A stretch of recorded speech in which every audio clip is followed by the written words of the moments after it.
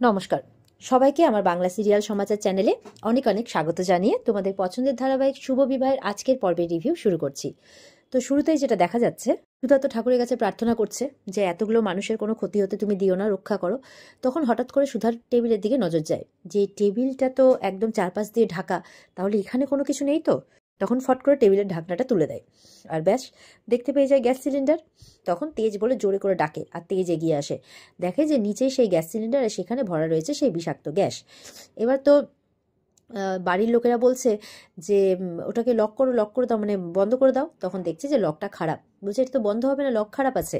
ওদিকে মেচকা জানলা টানলা দেখছে খোলা যায় কিনা, কিন্তু খুলতে পারে না, বলে না না একটাও খোলা যাচ্ছে না। জ্যোৎস্না বলছে রণজয় শয়তানটা সবকিছু ইচ্ছে করে বন্ধ করে রেখেছে। ঝিনুকের তো এখনো জ্ঞানই ফেরেনি, সমুদ্র জল ছিটাচ্ছে কিন্তু তাও জ্ঞান ফিরছে না।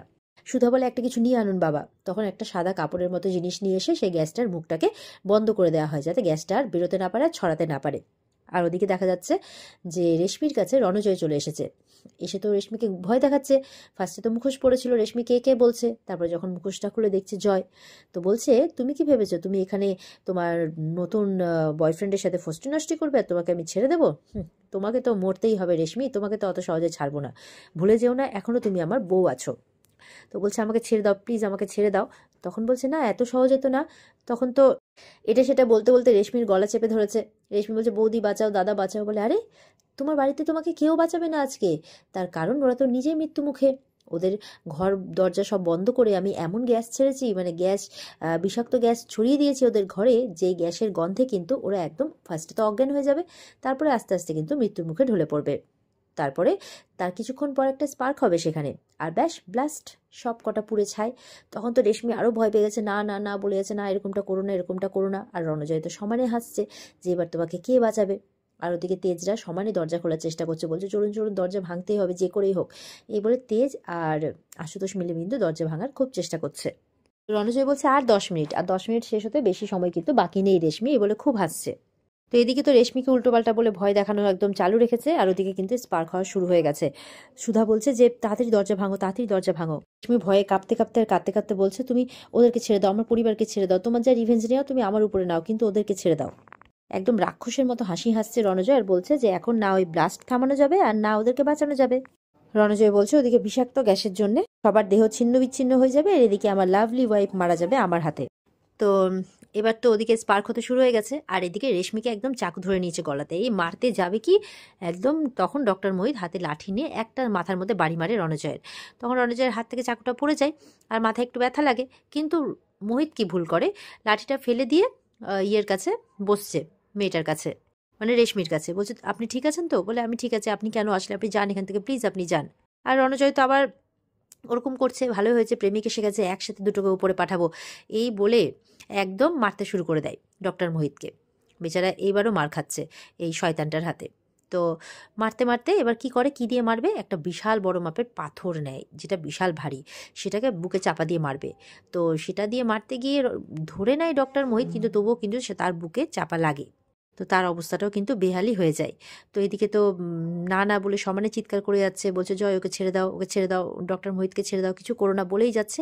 আর এদিকে সামনে আছে আগুন, সেই আগুনের কাছে কিন্তু ঘ্যাসটাতে ঘ্যাসটাতে নিয়ে যাচ্ছে ডক্টর মোহিতকে, আর রেশমি চিৎকার করেই যাচ্ছে।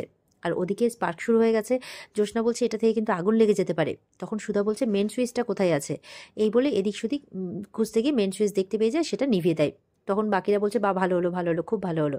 আর এদিকে তেজদেরকে বলেই যাচ্ছে দরজাটা খোলো খোলো তাড়াতাড়ি খোলো, আর তেজরা কিন্তু চেষ্টা করেই যাচ্ছে।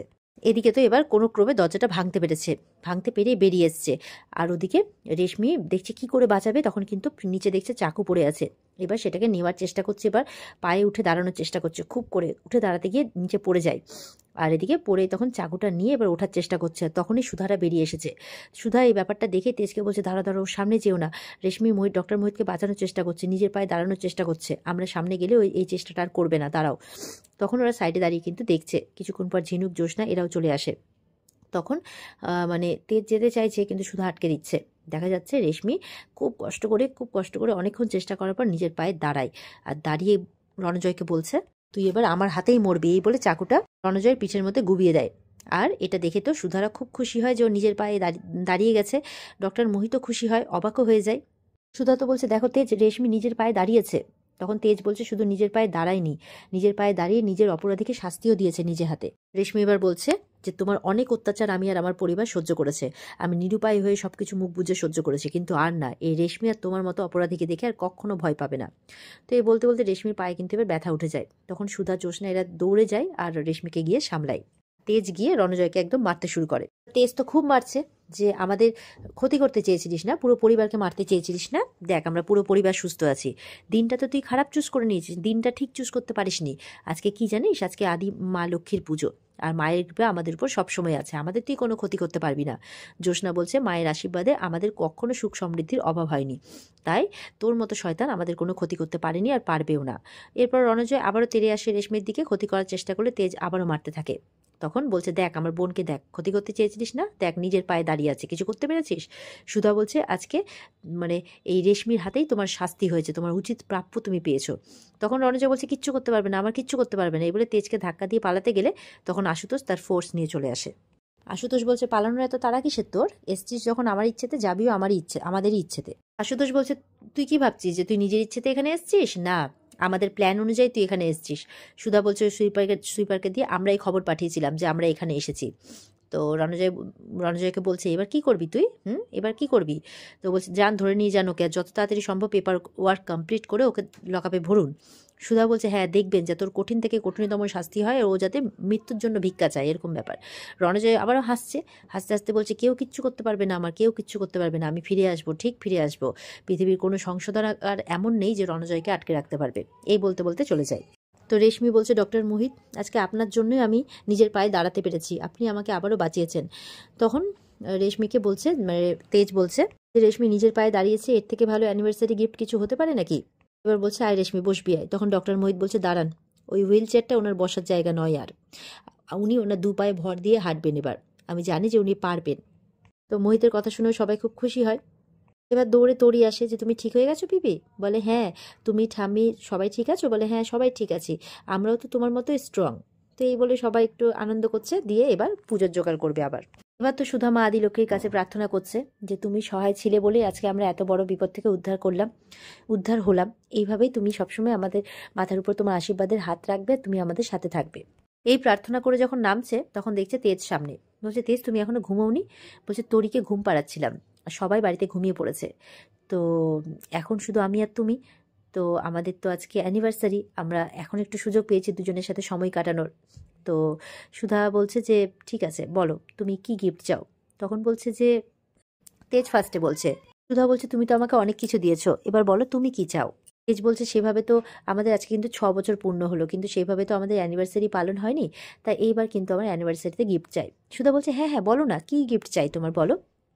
তখন তেজ কিছুক্ষণ অপেক্ষা করার পর সুধাকে কাছে টেনে নিয়েও কানে কানে বলছে যে তোরির একটা ছোট্ট ভাই চাই।